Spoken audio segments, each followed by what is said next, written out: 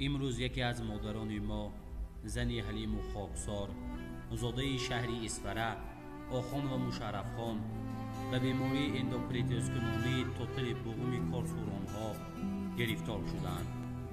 اما وضع عائلوی این مادر امکان نمی دهد که معالجه شود. من خانم مشرف، من چند سال است که درد پاچم بیماری می درد پاچی همه بیمارخانه به مراجعت کردم.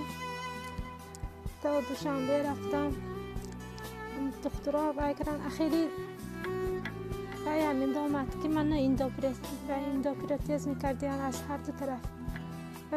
برای من یک پولی بسیار دکار مردم سخاوتمند احترامانه خواهش میکنم که برای معالجه من کمک خود را رسانم.